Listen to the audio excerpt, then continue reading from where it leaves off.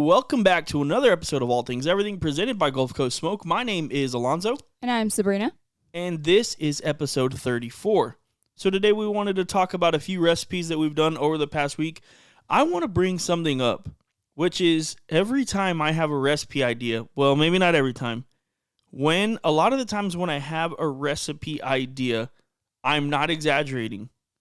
Somebody else does it like days before we're going to do it. Yeah. And it's obviously I'm not mad at anybody, but I am curious. Do you guys think that we should continue to do the recipe or still do it anyway? The last thing I want is for anybody to think that we're just out there copying people. And that's really why I don't want to do it. But we'll get into that in a little bit. I also want to talk a little bit about what you guys do when you don't have internet. So here in South Texas, we actually thought a few days back we were going to get hit pretty hard by Hurricane Beryl. And when I tell you that the day before, 2 days before, it looked like it was coming right for us. So, I mean, we're making preparations. We're getting groceries from the grocery store, getting water. We're making sure all of our generator tanks our gas tanks for the generator are filled up. We filled up the vehicles. We did everything the right way. And literally, we went to sleep thinking, all right, we're going to get some bad weather in the morning. And the bad weather just never came. Yeah. It took a north turn. And, I mean, it literally rained for like 25 minutes, 30 minutes. It just absolutely insane how quickly these hurricanes can just change course.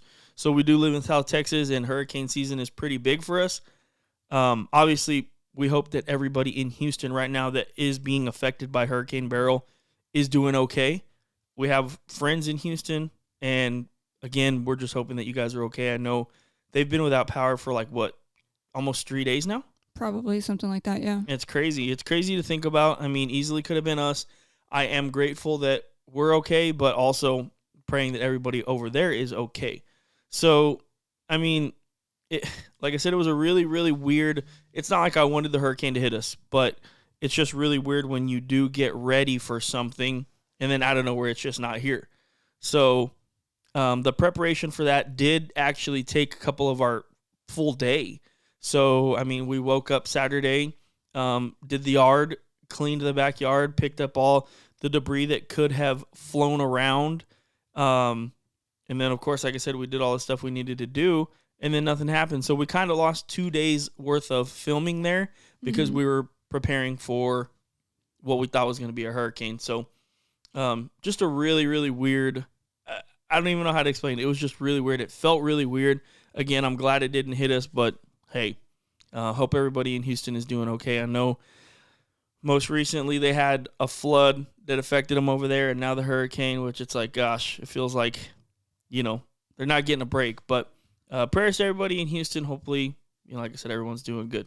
So over the past week, we released 2 videos. So another thing we're going to start doing, we looked at our schedule, and we kind of looked at our video schedule, and we didn't think it made too much sense. We don't really know why we chose the days that we chose. But moving forward, we're going to go Monday, Wednesday, Friday for long-form content on our channel, right? So how are we actually going to do that now? I mean, well, and first of all, that's a good tip for anybody who wants to get into YouTube is to pay attention to what your analytics are saying.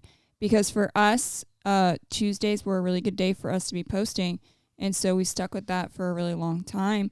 And so we tried to accommodate with our second video, just, choosing a day that might work, which, as you said, it kind of didn't really make sense, right? So then you start to actually look into your analytics and see that, okay, well, this, Monday, Wednesday, Friday would be a lot better for us. And it actually makes sense with the flow of our videos that we're putting out. So our strategy is still the same, right? We're still trying to film as much as we can on the weekends. We were pretty ahead, but now, as you said, because we lost a full weekend, a really long weekend for you being off work, we lost a full weekend of filming, so we're not really ahead like we'd want to be. So I would say that's the one, not negative, right? But it's the one thing we're going to have to get used to is, like, for example, I was editing, part of Sunday, Monday. I didn't have to edit yesterday because we had to film. and then editing Wednesday. Tomorrow I got to edit for Friday, you know? Yeah. So it's a lot of, if we're not ahead, it's a lot of back to back to back. But I think this is going to work out a lot better for us, the schedule anyway. So I'm looking forward to putting them out the Monday, the Wednesday, because I mean, Sundays, a lot of the time people are busy. I mean, I'm sure there's a lot of people towards the afternoon that are enjoying YouTube, but for the most part, most people are enjoying time with their families on Sunday. So I think this schedule is going to work out much better for us. Yeah, and I think it just makes sense.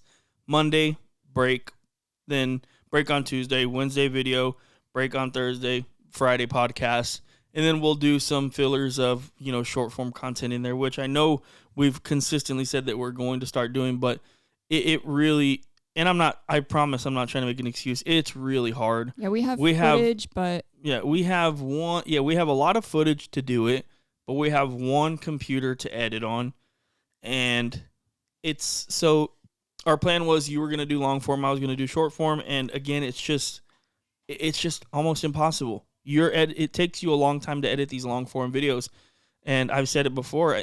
I mean, I feel like you're pretty much editing almost every day now. Not literally, but most days you're editing something. You're doing something on the computer for our YouTube channel, and obviously while you're doing that, I'm not going to kick you off. So I need to do my short form stuff. It's just not really feasible.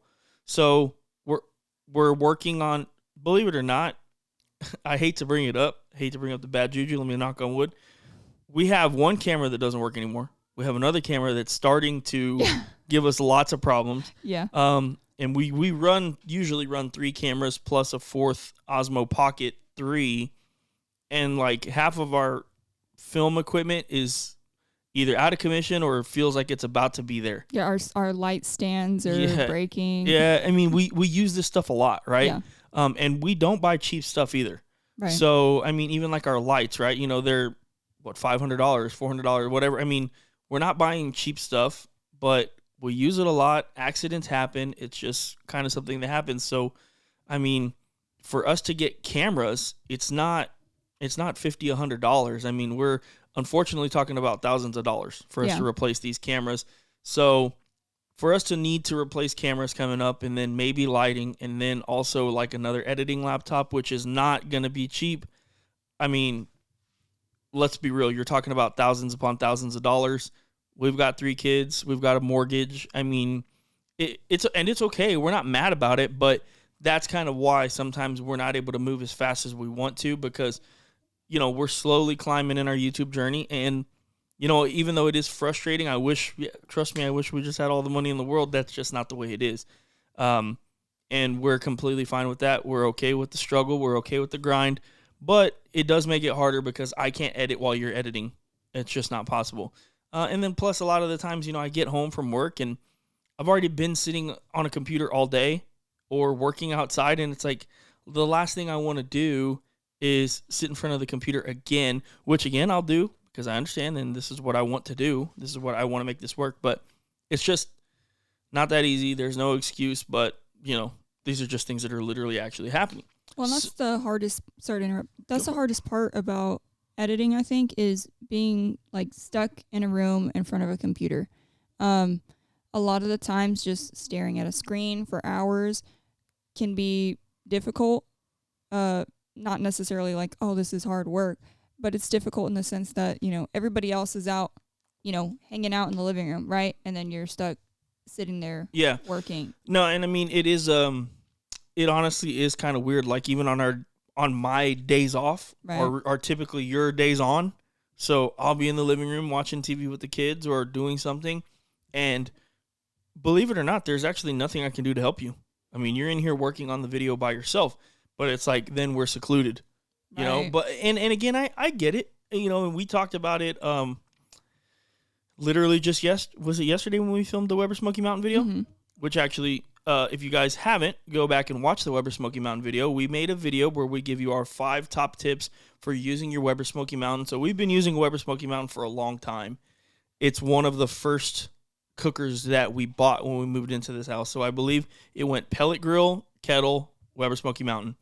And over time, we've just learned a lot about it. And we've cooked on it a lot of different ways. And not that we're experts or anything, but these are our 5 best tips in order to get the most out of your Weber Smokey Mountain.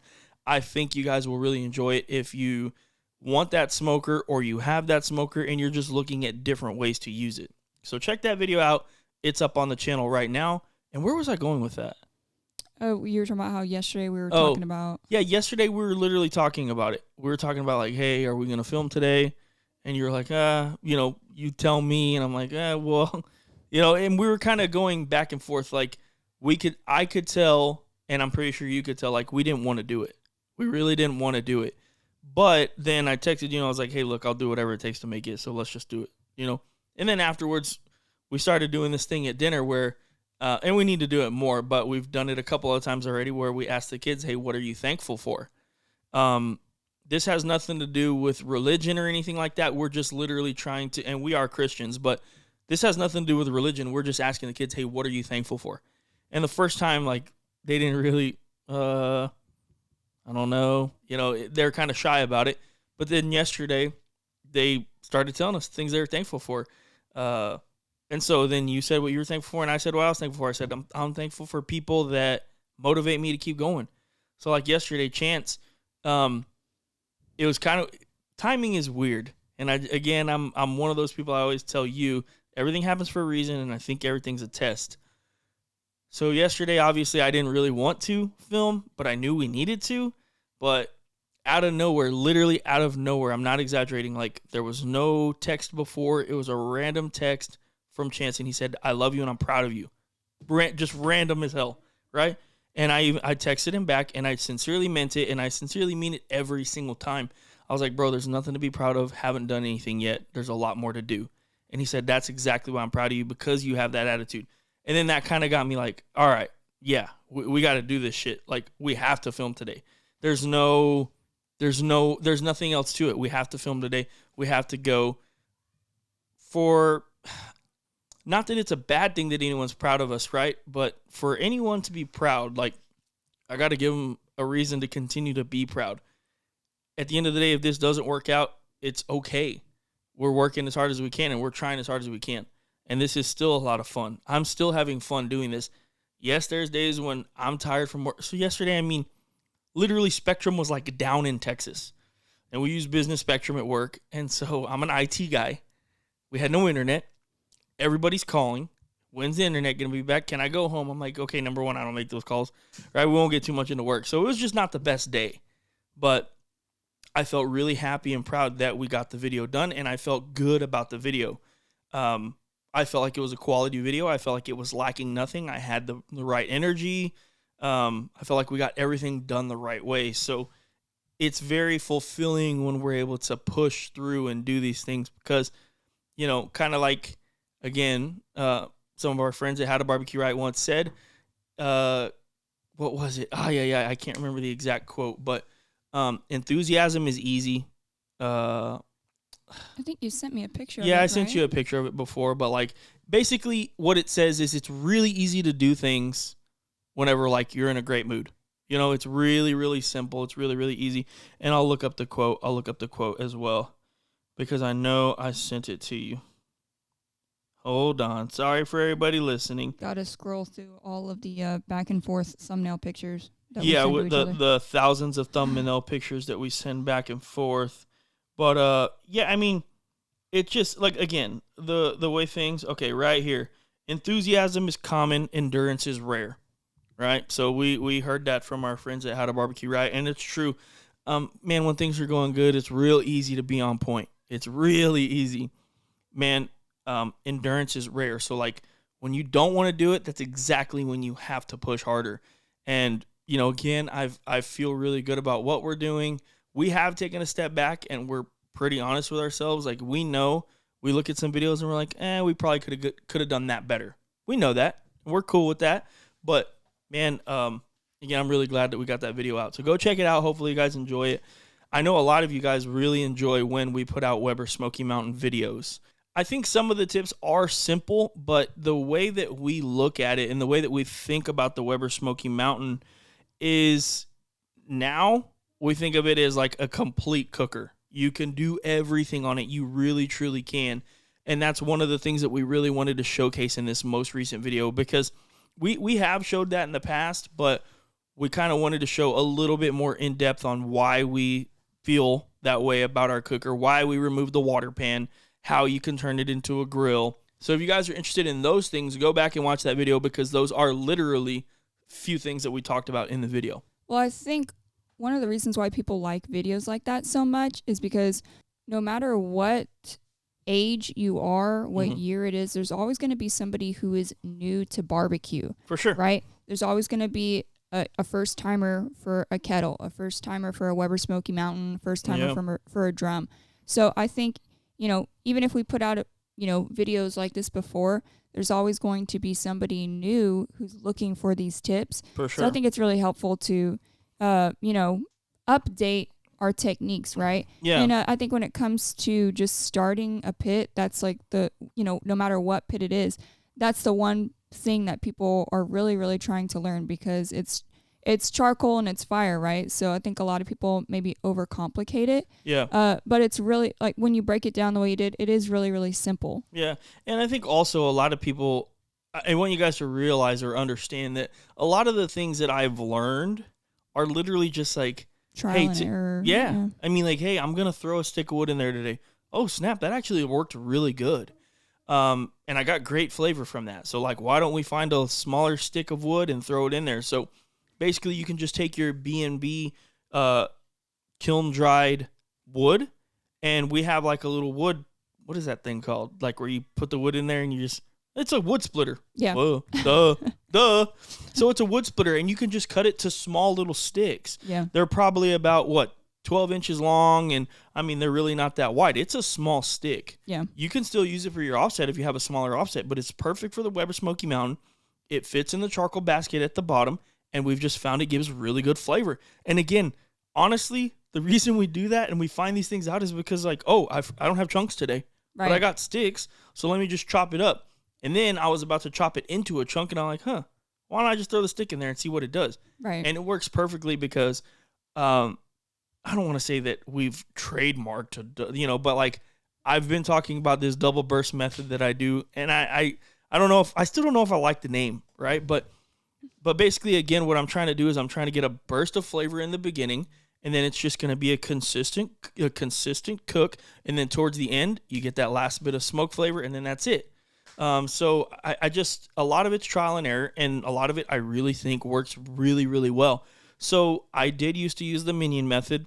I did used to use charcoal starters. I did used to use a chimney. I did used to have all the vents open. These are all things that I literally used to do. I used to use the water pan. You remember that? Yeah. I used the water pan in the beginning with water in there, and then I didn't really like it. So remember, I used to put foil all in it. And then there was even a time when I tried to put sand in it because it's really, really dirty, and I just didn't really enjoy cleaning that thing over and over and over. And again, trial and error.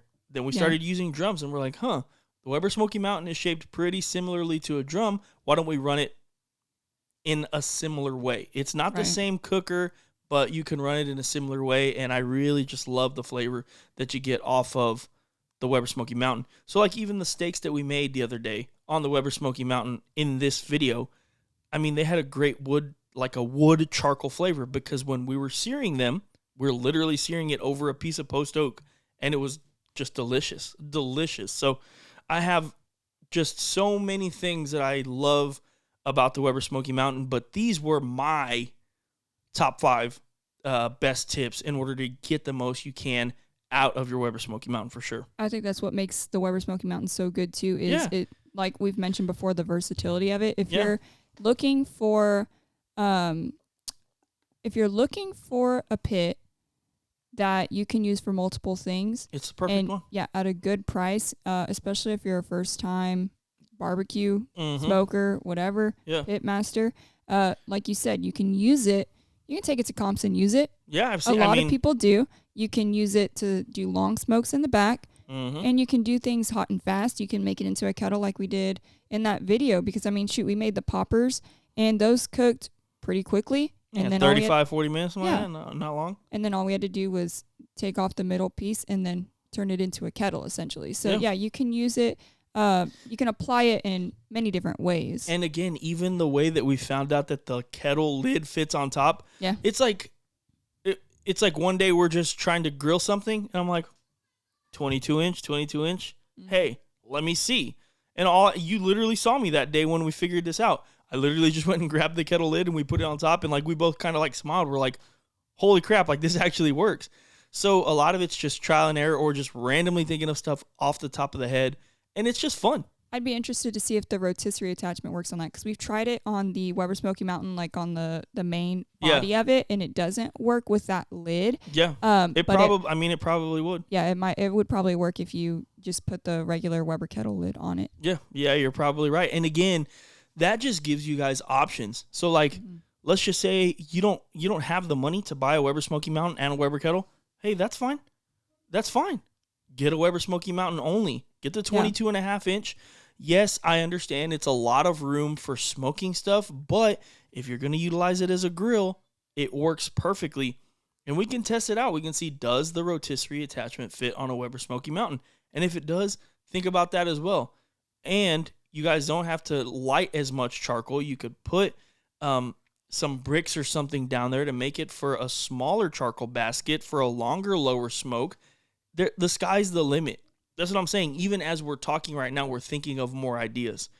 I love the smoker. I love the cooker. I just think if you're getting into barbecue, you need to get one of these. It doesn't take up as much space as a Weber kettle either, because you think about the legs on a Weber kettle. Yeah. There's 3 of them, and they go out kind of far. Yeah. On the Weber Smoky Mountain, it's like straight up. It's a bullet. Yeah, straight up and down. Exactly. So it doesn't take up as much space, and there's different models of it. There's the 18 inch, the 22 inch, and I think there's one more. There's a 14, 18 and a half, and 22 and a half. So ours is technically a 22 and a half, but again, the Weber kettle is also a 22 and a half, so that's why the lid fits perfectly. Mm-hmm. But enough talking about it. Go and check that video out. I really, truly think you guys are going to love it. It's going to give you, hopefully, if you don't get an idea from the video, maybe it'll open up your brain a little bit to think about something else that you can do with something that you saw that we did in that video. And if you guys want to see anything else specific with the Weber Smoky Mountain, of course, always let us know. We would be glad to try it out. So, the other thing that we posted this week on Monday? Yep. Yeah, on Monday was the turkey bacon ranch melt. So, the turkey that we made, we filmed that video, like 2.5 weeks ago? Yeah. 3 weeks ago? So the turkey that we smoked a while back, we had leftovers. We ended up deciding, hey, let's do something with these leftovers. And honestly, that sandwich was so delicious. It was, it was absolutely insane how delicious that sandwich was. I know I say that a lot, but man, that's the beautiful thing about cooking. We've never made turkey sandwiches like that before because we never made maple smoked turkey, right? So you think of different things, you do different things, and then you find like, wow, this sandwich was so good. The homemade ranch took it to another level. Everything about it was just so good. What did you think about that sandwich overall? What were your true and real thoughts? Well, so here's the thing about sandwiches, right? Sandwiches is kind of like pizza, right? Like all pizza is good pizza in a way. Yeah. Same with sandwiches, right? Like I could just go make a peanut butter jelly in the kitchen and it'd be okay. But to get like a really good sandwich, it seems like you got to go somewhere to get it. Like it always feels like you can't make a really good sandwich at home, right? So I think most of the time when we're at home, you're buying, deli meat and it's not as good. So when you actually like smoke your own meat and then use it for a sandwich, it makes a world of difference, right? So, that turkey was already good. And then you elevate it with the bacon, the ranch, even the bread, getting that good crisp on the bread from the griddle, and it all just comes together, the cheese. It was a really, really good sandwich. That's the kind of sandwich that you go to a restaurant to get because you feel like you can't make it at home. For sure. But you can. Absolutely you can. And the cool thing about it was these are all a lot of our recipes. So we don't do R&D. We just go for it, right? We just go for it. So there's no R&D for us. We're literally just like, hey, this is a good idea. Let's go into it. Let's just get into it right now. So, I didn't really know if the maple butter on the actual griddle would burn. Would it be good? it caramelized. It was perfect, and it obviously was a little bit sweet.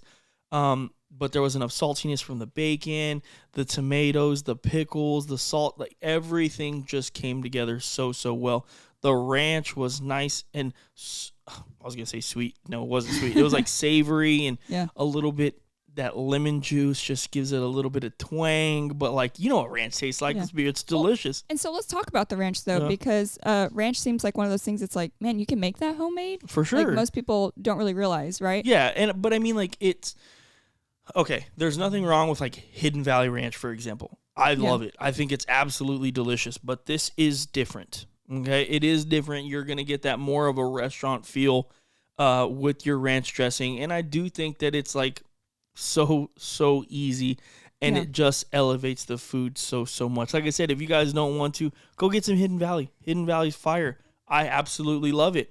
But whenever you're taking the time to put together a really good recipe, I think you can elevate it even more with just like a really good ranch, or just using that maple butter, or just so many different things. You can elevate it just a little bit more. And then also just go to that video and you can see we put the full ranch recipe in the video and in the description of the video. So if you guys want to save it for later, try it out. I mean, I truly think you're going to love it. Yeah, and I think, you know, a lot of people, when they're watching YouTube, they want to see what realistically they can make, right? Yeah. Or what they feel like they actually want to make. For sure. But I think the cool thing about food and cooking is you just have to try something and realize that, okay, this isn't that hard. Yeah, it's not, there's like that, that's too much work. Yeah, right? Like, for sure. I can't do that at home. Like, I'll go to a restaurant to get that. Yeah. But that's like, for us, like, it's hard for us to go eat a steak anywhere else because you can make it so good at home. Yeah. Right? Yeah. It's hard to go eat at a good barbecue place where we live because, I mean, you can make it better at home. Yeah. Right? So I think it's just take a leap of faith and, like, try some of these recipes, even if they seem like something that you think you wouldn't want to make or don't have the time to make, or you think, that's too much work. Like, just try it, because then it really opens up your mind and you say, oh, you know, I could be making some really, really good stuff here at the house. Yeah. Shoot, things are just so expensive these days that it trips me out. You should try making things at home. It trips me out. I mean, just to kind of, so those were our 2 recipes for the week. Again, you guys go back and check them out. Let us know what you think. And again, as always, we're open to suggestions. So anything you guys want to talk about or see us make, please always put it in the comments. Reach out to us on social media. We both respond to most all messages. We absolutely try to, and we would love to talk barbecue with you guys. On the expensive stuff, it's crazy. It really is crazy. I mean, I was just at H-E-B, was it yesterday? Yeah. And I'm like, dude, I'm getting barely anything. And it's like I'm spending $120, $150 every single time. Every time. It's like, dude, and then you walk away and you have like 10 items. Oh, yeah. And it's like, we didn't buy potato chips. We didn't buy Cokes. I'm buying like fruits and vegetables for the kids. I'm buying proteins and meats, bagged vegetables, whatever. And it's like, it's that much money. It is. And then I'll get, like deodorant and body wash or just whatever, necessities. And I mean, $150 literally, it's crazy. So, I mean, to Sabrina's point, if you guys have leftovers, try and utilize them. And that's exactly what we did with that maple smoked turkey breast. It was just so good. We didn't want to throw it away. We're like, shoot, let's keep that. And then you came up with the idea like, hey, let's make a turkey bacon sandwich out of it, because you and I basically like turkey bacon ranch sandwiches. Right. So we had the leftover turkey and we're like, man, let's do something with this. So, man, try it out. I think you guys will really enjoy it. Yeah, it's a lot better than getting the pre-made turkey deli meat. Yeah. Whether it's from the actual deli that they're slicing or if it's, in the back of the grocery store already packaged. I mean, it's so much better. Yeah. So to move on, one of the things that I brought up earlier was recipes. And when we think about recipes, and you can attest to this, I thought of this recipe, when did I tell you that I wanted to do this?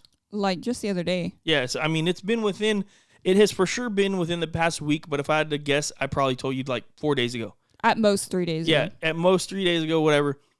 And I told Sabrina, I said, hey, what we should do is we should smoke pork belly and then get it to nice and tender, cube it up, batter it, and then make a Nashville hot seasoning, pour the hot oil, make a Nashville hot sauce, toss them, and then serve it with pickles. And no lie, Matt Pittman, Meat Church Barbecue, released a Nashville hot pork belly burnt in video.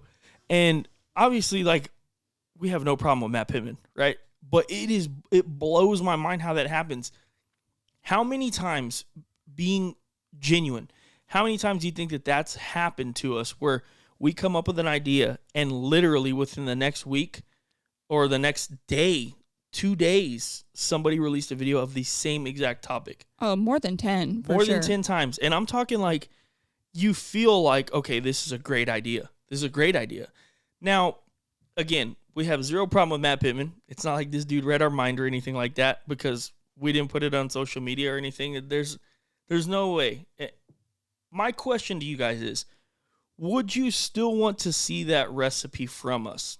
Like I said, my worry is that people see and they're like, oh, this guy's just following up Matt Pittman's videos with a video of his own, trying to piggyback on him or whatever. And that's the last thing I want, right? I want us to be us. I want us to have our own style, create recipes our own way. And I understand that there's going to be some content that people like more.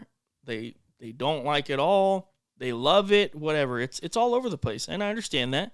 You might really love one of our videos, and I might not like it. It's like, we've talked about this before, like the TikTok tacos video. You didn't think that was going to be a great idea, and that's cool. We did it, and that was like our best video.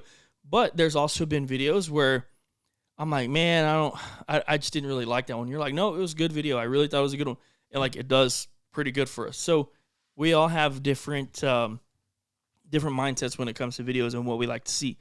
But I'm curious if you guys would still want to see the recipe, because like I said, I just feel like if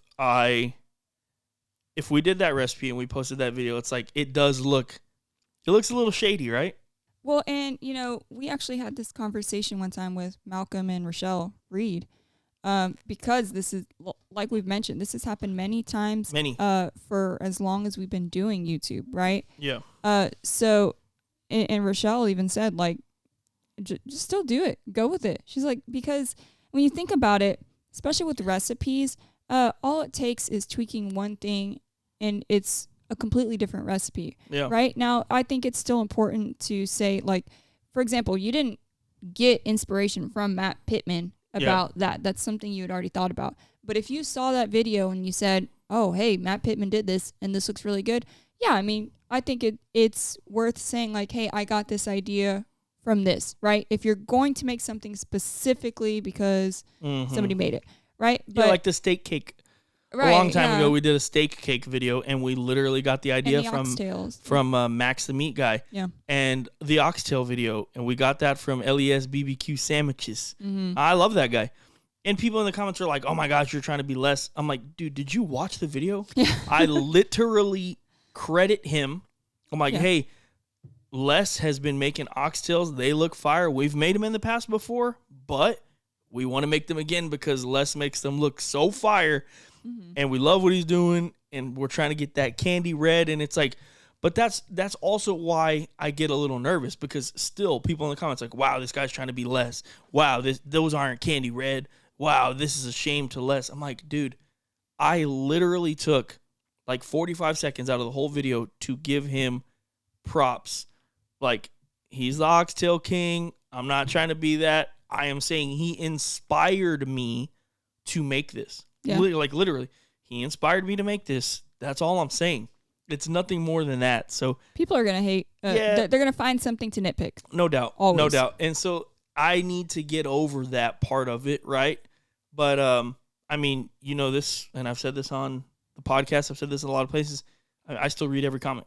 Yeah. I mean, it literally notifies my phone. I turned off notifications, and it'll still notify them sometimes. You know, it's like, it's just hard not to see it. Well, we still like to be respectful to other creators, especially other creators that we do admire. Yeah. So we never want it to come across as like, I'm trying to steal this recipe or copy this or copy that. No doubt. A lot of the times, if it is something that we've actually been inspired by, we're going to say it.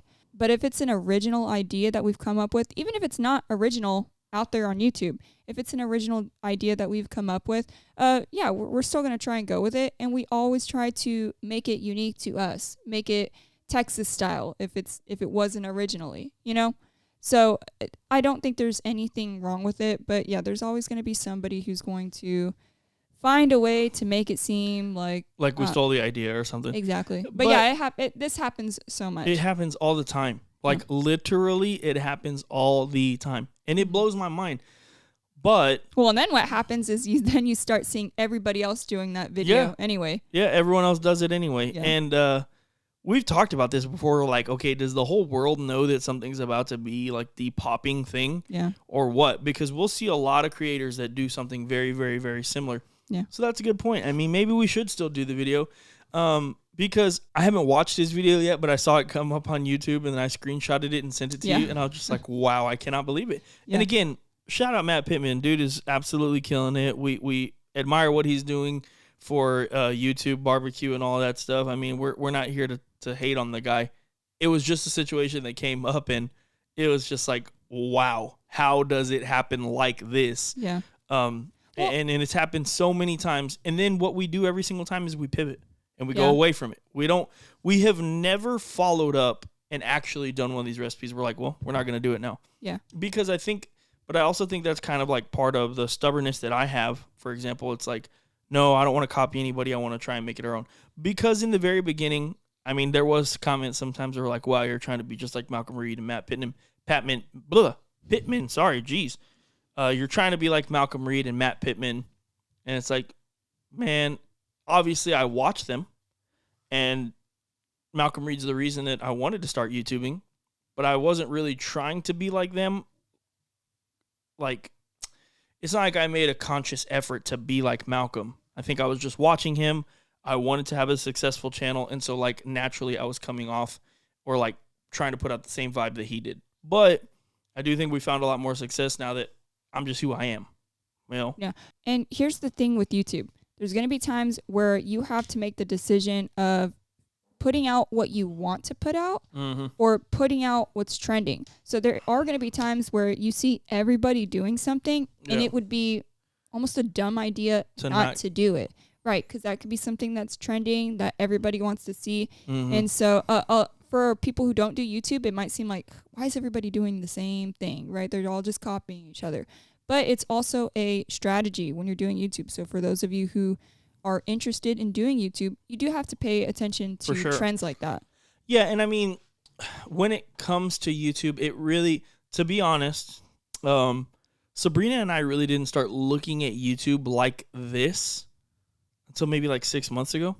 Maybe a little bit longer than that, but for the longest time, we would just literally choose and pick whatever we kind of thought we wanted to film.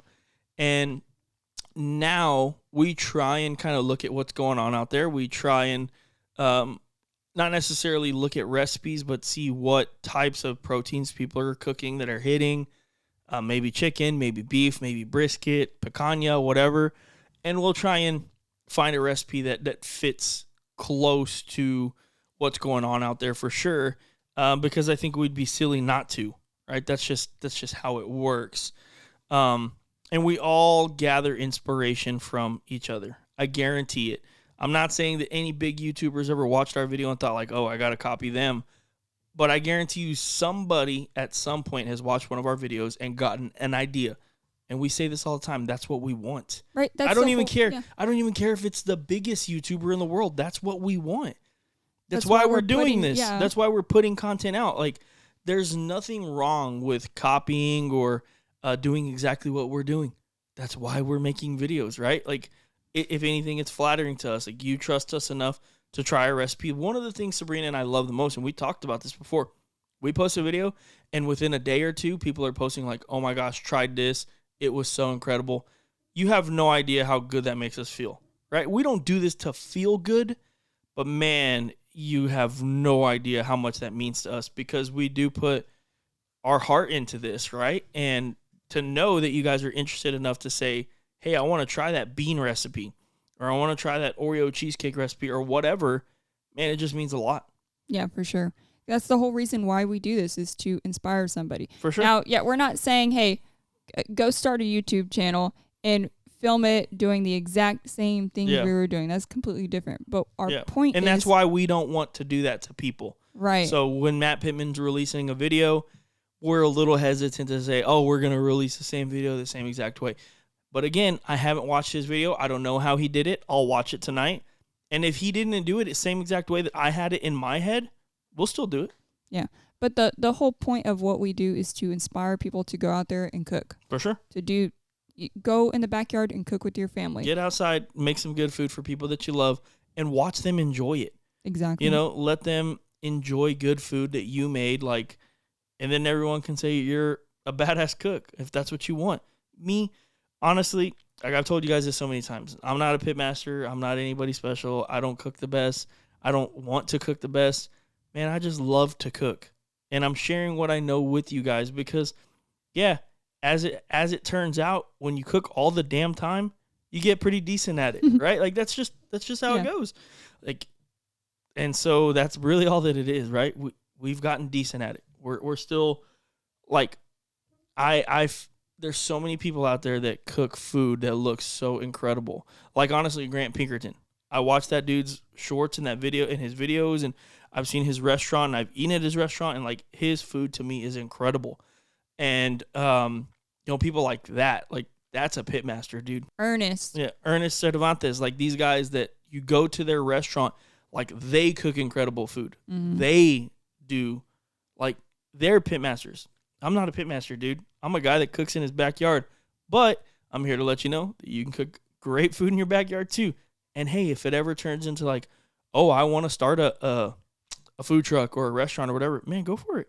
That's sweet. And hopefully we helped you a little bit along the way. That'd be awesome.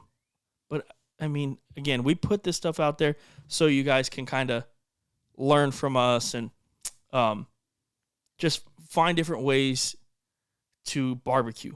Maybe find a different hobby. Enjoy it as much as we do. We truly enjoy it. Like I said, there's days for sure where we're like, ugh, gotta cook. But man, 99.9% of the time when we're done, we're like, oh, we're really glad we did that. Yeah. Because not only do we get to eat delicious food, we feel accomplished. We're working towards our goals. We didn't let anything stop us from pushing forward and applying pressure that specific day. Yeah, for sure. Sweet. So let's move on to the last part of the podcast today, which is I was sitting at work and I was thinking about, man, we got no internet at work. Well, here's the thing. Yep. Is I probably jinxed us because so as you mentioned earlier in this podcast, the other night we were eating dinner and we all talk about the things that we're thankful for, right? Yep. So sometimes when the kids are a little hesitant, trying to think, right, I'll start listing mine. I'll go first.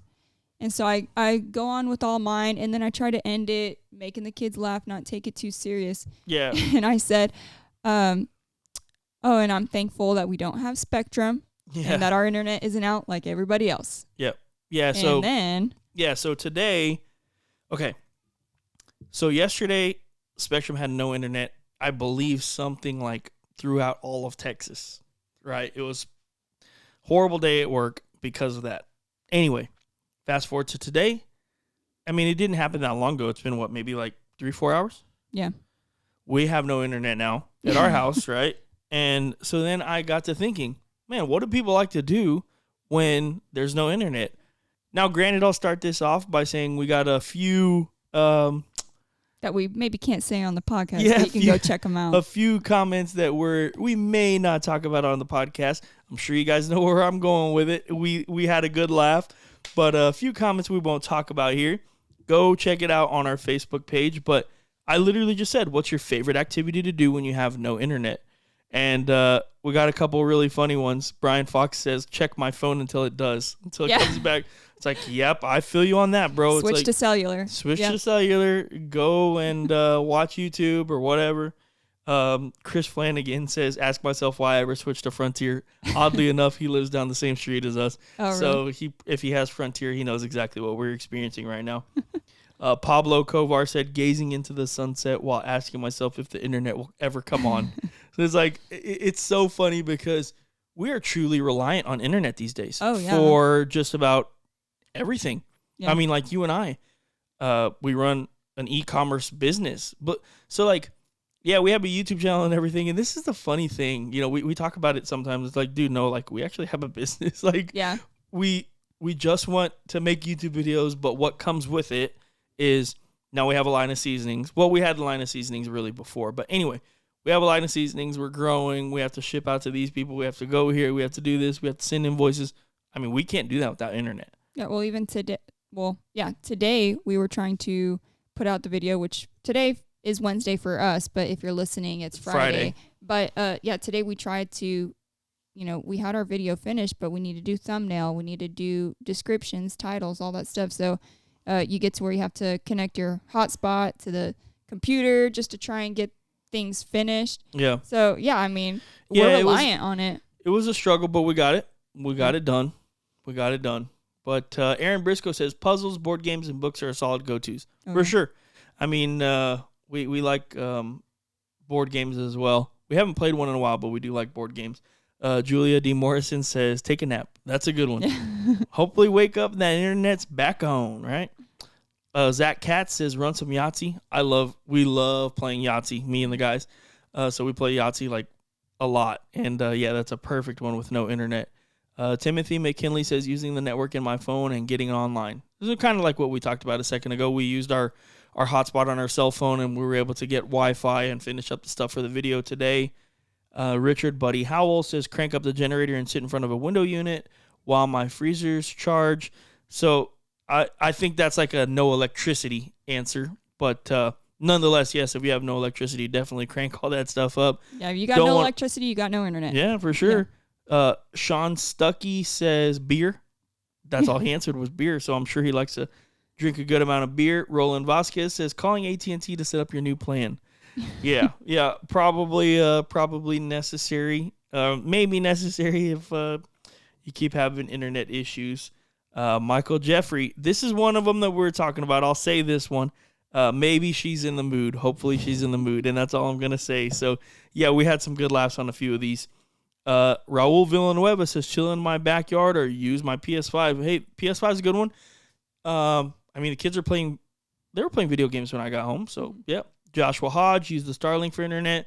I want to Starlink, and I've told you this before. I want a Starlink so we can pop it on top of our trailer when we're at competitions. Yeah. Oh, I saw Bill on Facebook. He's Bill's got a Starlink. Yeah.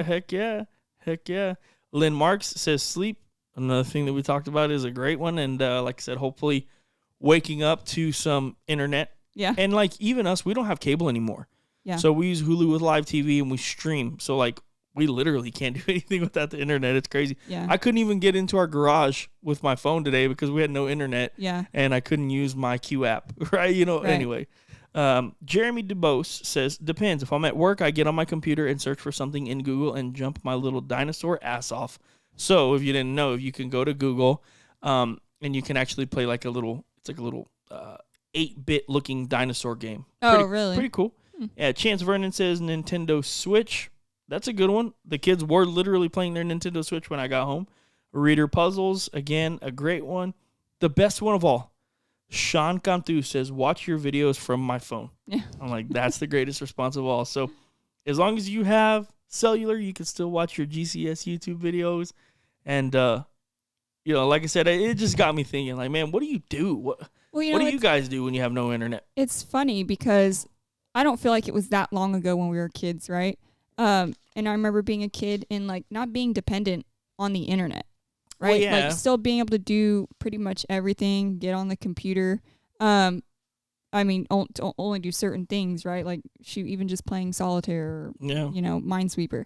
But it's funny too, because like you said, everything we watch is streamed, right? Like nobody really collects DVDs anymore because it's like, oh, well, I don't need to collect a DVD. I can just stream it on the TV. So that's one of the things that we love to do, actually. We throw a DVD in, and I mean, I feel like we have pretty fun with it. Well, and that's the whole reason, too, though, is because our internet was going out so much that we were like, well, shoot, we need to start collecting some DVDs and start so we can watch stuff with the kids, right? Yeah, so we've had nothing but internet issues our whole entire lives of owning a home, but different story, doesn't really matter. At this point in our lives, believe it or not, we actually kind of like it. It lets us disconnect just a little For bit. sure. It lets us kind of relax and hang out with the kids and talk and see how they're doing and watch those DVDs. And we're like, the kids, we love it because maybe for the first hour, they're like, Mom, the internet. And then, we get to start playing and going outside and doing things. And then they forget. We forget. We don't care. We don't have our phones. And it's actually a really nice little change for us. So, not that I want the internet to go out all the time, but Try not to let it. Yeah, And, we try not to let it affect us in a negative way too much. But sometimes, like, we're like, all right, internet, we really got to post a YouTube video, or we got to do this. Please come back. Well, it's kind of like you said, like, we kind of believe like there's a lesson in everything or For a sure. sign in everything, right? So it's like I made that comment, and then it's like, okay, well, this is happening, and it's a reminder that, like, be thankful for no internet as well. For sure. Because as you said, especially with little ones, anybody out there who's a parent that knows, like, internet seems to be so vital for even kids right now. It shouldn't be, but no matter what school, if you homeschool, public school, like, you need some sort of internet now these days. Yeah. So I think it's a good reminder for the kids to know that, like, you got a room over there full of toys, like, play with them. Yeah, we got a play set in the backyard, like, let's go do something, which we can't.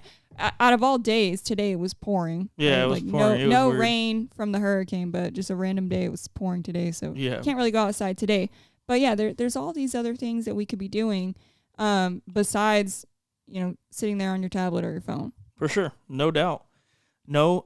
So I think at this point that was pretty much what we wanted to talk about today, huh? Yeah. Did you have anything else that you wanted to bring up or talk to the people about? No, it's a pretty not short week, but a pretty fast week for us. We got all of our stuff done. Yeah. That's all we got to talk about on this week's podcast. But hopefully we've got some. We would like to be having a guest. We would like to start having another guest on, but it's been a while since we've competed. But next weekend, we should be going to a competition. Yep. Yeah. So next weekend we do plan to go to Kingsville, Texas, to compete in. I can't remember the name of the event, but it is a CBA event. And, we really look forward to getting back out there and competing. We're going to, this is something that we'll talk about. I wanted to talk to you about is, like, we need to really work on our setup inside the trailer because I think it's going to be pretty vital for us to stay inside. It's just so hot right now. I do truly think it will be next to unbearable to just be outside all day. So we really need to focus on making sure we can stay inside, sit inside, check the drums every 15 minutes, 30 minutes, whatever, and just make sure that we're not staying outside and getting too hot. It's just super hot right now, but we do want to go compete. We're excited to go compete. We're excited to create a competition video, hopefully a longer one, more detailed one. I've told you guys this already, but if you want to see anything specific from our competition videos, please let me know, and we will do everything we can to fit it into the video so you guys can watch how we do things, and hopefully it helps you out in your journey if you're trying to do competition barbecue. But if that's all that you had, that should be all that I have. We appreciate you guys watching. We appreciate you listening. If you are watching on YouTube and you haven't subscribed to the channel, go ahead and do that right now. And yeah, we appreciate you guys being here for sure. Means a lot, but we'll see you, and I guess you'll hear us on the next episode. Peace.